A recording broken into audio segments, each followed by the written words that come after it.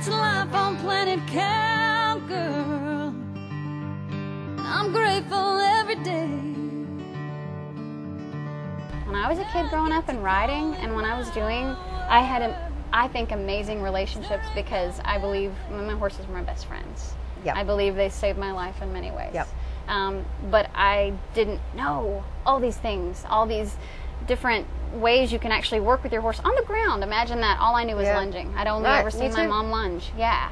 And she's an incredible horsewoman. My mama, that's where I got it. I got it honest. She's fearless. She'll jump anything. She's not scared. Oh my God.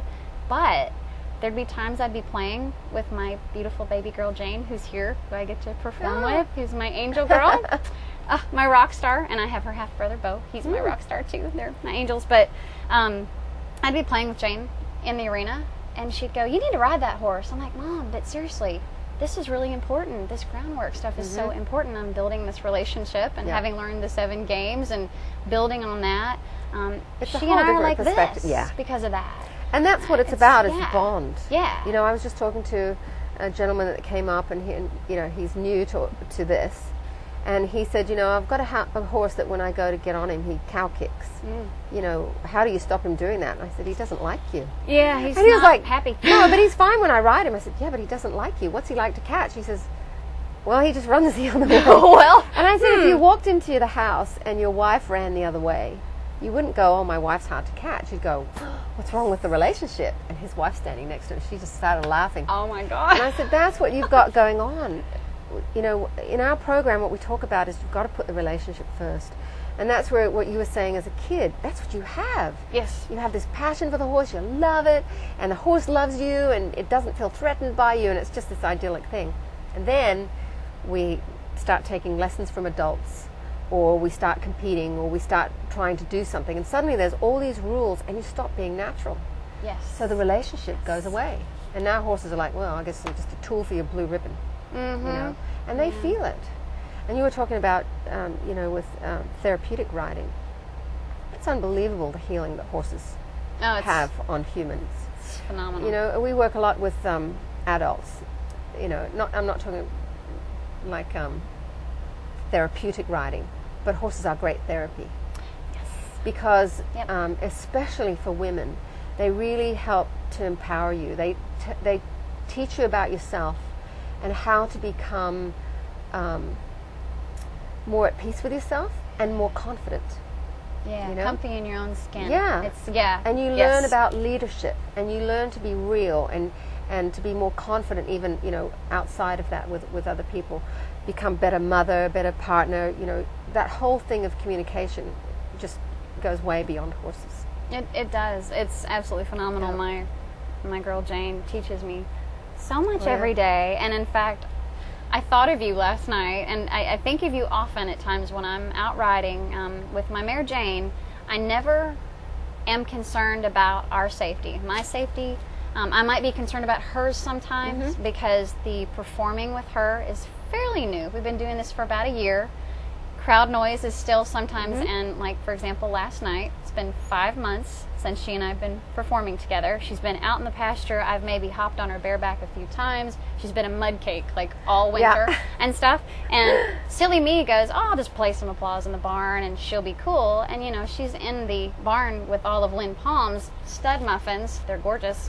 And so, she's in heat. She's bless her little heart, and she's just like, "Oh, Mom." And so last night we have this trick that we do that I love. It's so much fun. My husband thinks I'm crazy. I worry him often, but he loves me, thank God, and I'm honored. But I love to rear with her bareback. It's just so much fun, and I've never done that, and I've never trained a horse, and I don't train. They train me. They teach me all the time. They know how to do all this stuff. Sure. You just got to know how to ask. Yeah. It's been so cool. That's right. And so last night, though, I thought about you because I remember when I saw you and Pat a long time ago, maybe in Memphis, maybe Germantown, Tennessee. It's been a while back. I remember you were saying, if you ever question, if you need to get off, you've got nothing to prove, get rid of the ego. Yeah. I can't remember your exact, get off. Just get off. Yeah. And I did. Good for we were you. practicing our rear last night, and normally I don't practice it before I go in to perform, but it had been a while since we did it. She was so keyed up, she was so just kind of flinchy, and Yeah. she was telling me. And so we did one, and it was awesome. Hang time. It's great. Wow. And I don't know why I asked her a second time, but I asked her a second time, and she hung so high in the air that I almost came off. And I went, you know what, pretty girl, I'm not sure if we're going to do this tonight. I've got nothing to prove. I'm going to hop off Good you for now. you. And you talk to me, and me and God and you are going to talk, and we're going to figure this out. We did still wind up doing exactly what I planned to do last good. night to perform, but I listened to her. Yep. And I hear you in my head a lot of times, so I Yep. wanted to thank you for that. Oh, you're so welcome. And so you know important. who taught me was Yeah. Pat. You know, because people Yeah. have come up to me and said, well, you know, this advice you give about, you know, if you don't feel safe, get off. You know, that's just for girls. And I was like, no, I learned this from Pat Parelli. He said, you know, you're going to make your best bucking horse rides on the ground. You've got nothing to prove, nothing good comes of it. If, you know, one of you's got to be left brain, but then if you're left brain and you're on a horse that's not thinking, that's dangerous. So do whatever it takes to get everything back on an even keel and then get back on your horse. So, you know, I learned that from Pat. And I've seen him get off, and he's good at it, you know. That's He was on great. Casper one time. Casper's like his Oh, all-time yeah. most challenging horse that he's ever come across. He's beautiful. He's an amazing horse. And he was sitting on him, and he was talking to the class, and he was in a round crowd. He'd just been doing some stuff and teaching the class. And he'd been sitting yakking for a while, and Casper kind of fell asleep. Oh. And then he said, well, you know, wake up, Casper, and, you know, I'm going to show you. And Casper kind of went, huh? Who's on my back? You know, and he, just as he went to buck, Pat just stepped off on the round corral fence, like nothing. Wow. And I just went, that's it. Like Yep. he was ahead of the game. You didn't even see him get into trouble. He knew what was coming, and he just stepped off, and the horse went bucking around. Amazing. And one time, you know, because I've got a horse called Allura that can buck like crazy if I don't set things up right. And I was riding him at an event, and I was making this point about getting off if things feel unsafe. And sure enough, after the thing finished, Right. you know, like I finished, and then everyone was like, yay, and the doors started opening, and he got a bit, what's going on? Well, I just got off. And I just sorted him out on the ground, and then got back on, and we rode out nice and quiet.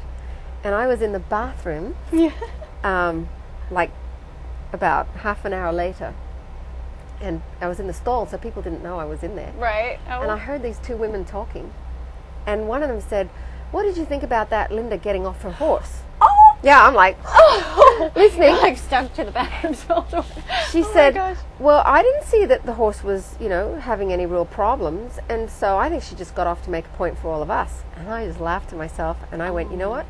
That's the greatest compliment, because they couldn't see the problem. Right. I could feel it, and that's the thing, is to do less sooner. Because anyone can see when a horse is, you know, Sure, flying when in the air they're and hanging already- off the ceiling. It's Yeah. like, that's too late. Yeah. You know, you don't get a second chance.